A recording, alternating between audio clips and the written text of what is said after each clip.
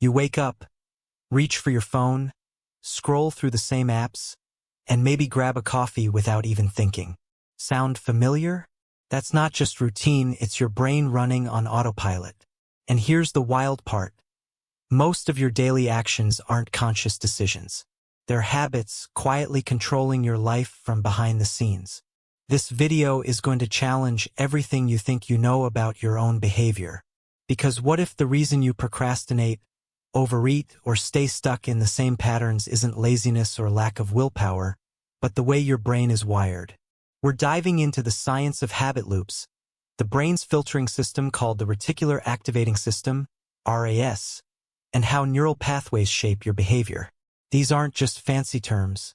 They're the keys to understanding why you do what you do and how to change it. Imagine being able to reprogram your mind like updating an app. You could build habits that actually serve your goals instead of sabotaging them.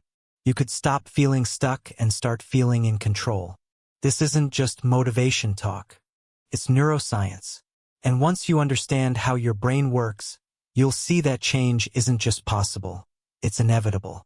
So before you blame yourself for being lazy, stick around. Because by the end of this video, you'll know how to take the wheel back from autopilot and start driving your life with intention.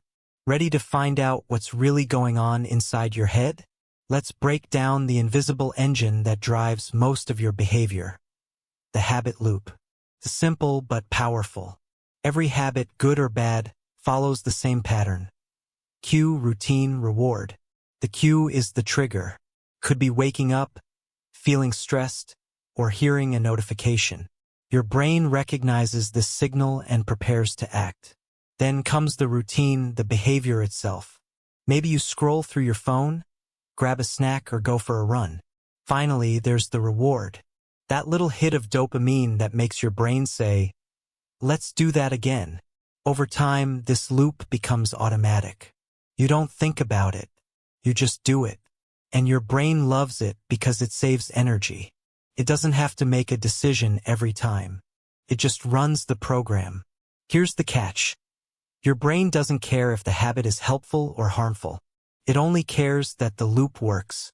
That's why bad habits stick so easily. They deliver fast rewards. Comfort, distraction, pleasure. Even if they sabotage your long-term goals. But here's the good news. Once you understand the loop, you can change it. You can keep the cue, swap the routine, and still get a reward. That's how you start rewiring your brain.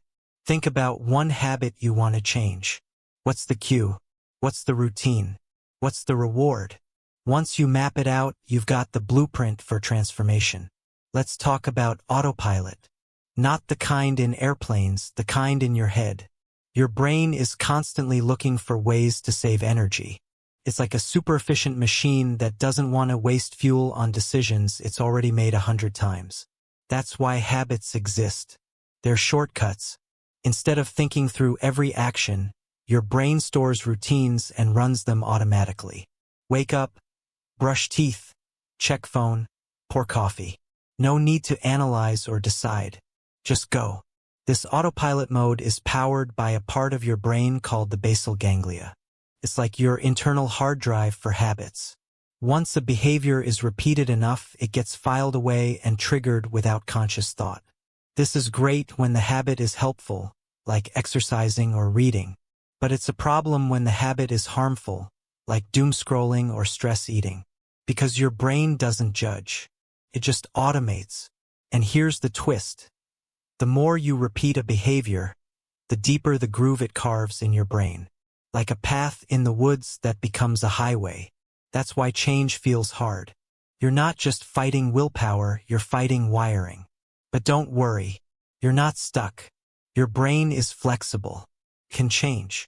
It just needs a reason to switch off autopilot and start paying attention again. Imagine your brain is flooded with millions of bits of information every second. Sounds, sights, smells, thoughts, emotions. If you tried to process all of it, you'd be overwhelmed in an instant. That's where the Reticular Activating System, or RAS, comes in. The RAS is like a bouncer at the door of your mind. It decides what gets in and what gets ignored. It filters out the noise and lets in what matters, based on what you've told it to care about. Here's the fascinating part. The RAS doesn't choose on its own. You train it. If you constantly focus on stress, problems, or negativity, your RAS will highlight more of that. But if you start focusing on goals, gratitude, and growth, your RAS will begin to show you opportunities, solutions, and inspiration. Ever notice how when you learn a new word, you suddenly hear it everywhere? Or when you decide to buy a certain car, you start seeing it on every street? That's your RAS in action. It's not that those things weren't there before. It's that your brain wasn't tuned in. This matters for habits. Because if you want to change your behavior, you need to change what your RAS is looking for. You can do that through visualization, affirmations, and intentional focus. It's like programming your brain to notice the things that support your new habits. Your RAS is powerful. It's already shaping your reality. The question is, are you using it on purpose? Picture this. Every time you repeat a behavior, you're walking a path in your brain. First, it's just a faint trail. But the more you walk it, the clearer and stronger it becomes. Eventually, it turns into a paved road. Then a highway. That's a neural pathway. Your brain is made up of billions of neurons, and they communicate through electrical signals. When you do something repeatedly, like biting your nails, checking your phone, or going for a run, those neurons fire together. And the more they fire together, the stronger their connection becomes. This is why habits feel automatic. Your brain has built a fast, efficient route to that behavior. It's not thinking, it's reacting. And the deeper the groove, the harder it is to step off that path. But here's the exciting part. Your brain is not fixed. It's plastic. That means it can change, can build new roads, can reroute traffic. This process is called neuroplasticity, and it's how you learn, grow, and transform. Yes, it takes effort. Yes, it feels awkward at first. But every time you choose the new behavior, you're laying down a new path. And with repetition, that path becomes stronger. Eventually, it becomes the default. Think of it like switching from an old habit highway to a new scenic route. At first, you have to remind yourself to take the turn. But soon, it becomes second nature. Now that you understand how habits form and how your brain reinforces them, let's talk about how to change them. Rewiring your brain isn't magic. It's method. And it starts with awareness. Step 1. Identify the cue. What triggers the habit? Is it a time of day, a feeling, a place, or a person? Pinpointing the cue is like finding the switch that turns the habit on. Step 2. Replace the routine. You don't need to fight the urge, you need to redirect it. If stress makes you reach for junk food, try going for a walk or journaling instead. The key is to swap the behavior, not suppress it. Step 3. Reinforce with a new reward. Your brain needs to feel good about the change. Celebrate small wins. Track progress. Give yourself something to look forward to. That's how you keep the loop alive, just with a better routine. Now let's bring in the RAS. Remember, it filters what you focus on. So start feeding it new instructions. Visualize your goals. Say affirmations that align with your new habits. Surround yourself with reminders of the change you want to make. Your brain will start noticing things that support your transformation. Another powerful tool is habit stacking. Link a new habit to an existing one. For example, after brushing your teeth, do 5 push-ups. Or after making coffee, write down 1 goal. This makes the new habit easier to remember and harder to ignore. And don't forget your environment. Make good habits convenient and bad ones inconvenient. Want to read more?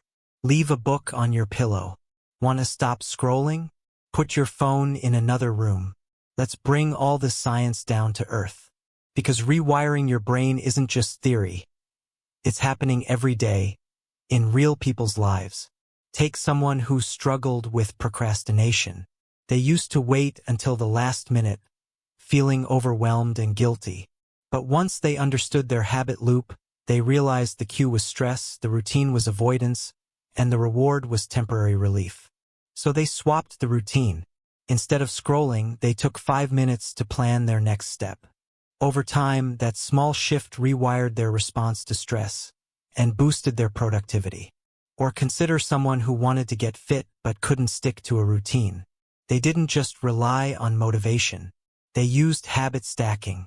Every morning after brushing their teeth, they did 10 squats. Then they added a short walk after lunch. These tiny actions built momentum.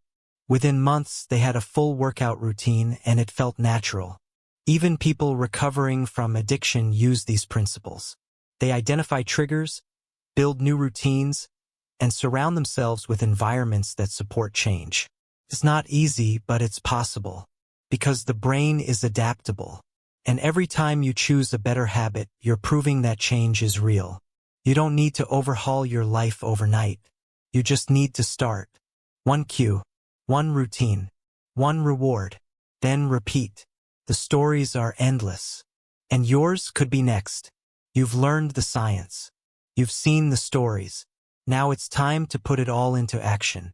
Because rewiring your brain doesn't just happen in theory. It happens in the little tools and habits you use every day. Let's start with habit trackers. These simple apps or journals help you stay consistent. When you check off a habit daily, you're reinforcing the loop. You're telling your brain, this matters. And over time, that repetition builds momentum. Next up, visualization. Spend a few minutes each morning imagining yourself living the habit you want to build. See it clearly. Feel it. This primes your reticular activating system to look for ways to make it real. It's not woo-woo, it's neuroscience. Affirmations are another powerful tool. When you repeat a phrase like, I am focused and disciplined, you're training your brain to believe it. And belief shapes behavior. Say it out loud. Write it down. Let your RAS soak it in. Want something more tactile? Try environment design. Rearrange your space to support your goals. Put your running shoes by the door. Leave your journal on your pillow. Hide the junk food. Make good habits easy and bad ones hard. And don't forget the power of reflection. At the end of the day, ask yourself, what cue triggered me today? What routine did I follow? What reward did I get? This awareness helps you fine-tune your habit loop and stay in control. You don't need fancy tools. You just need consistency. Pick one strategy and start today. Your brain is ready to change, you just have to give it the signal. You've made it to the end, and now you know something most people never learn. Your brain isn't fixed. It's programmable. And you're the one holding the blueprint. Every habit, every thought, every behavior is shaped by the loops you run, the filters you set, and the pathways you pave. You're not lazy. You're not broken. You're just wired in a way that made sense at some point, but now you get to choose a new design. Think of your mind like a house. Maybe some rooms are cluttered with old habits. Maybe the lighting isn't great in places. But you don't need to tear it down. You just need to renovate. One habit at a time. One thought at a time. One choice at a time. You've learned how the habit loop works. You've met the reticular activating system, the gatekeeper of your attention. You've seen how neural pathways form and how they can be reshaped. And you've picked up tools to make change stick. Now it's time to build. Start small. Stay consistent. Celebrate progress. And when you slip, and you will, don't beat yourself up. Just get back on the path. Because every step forward is a signal to your brain. This is who I am now. You're not just reacting to life anymore. You're designing it. So take a moment. Think about one habit you want to build. One change you're ready to make. Then go do it. Your brain is listening. And if this video helped you see your mind in a new way, share it with someone who needs to hear it too. Because we're all architects. We just need the right tools.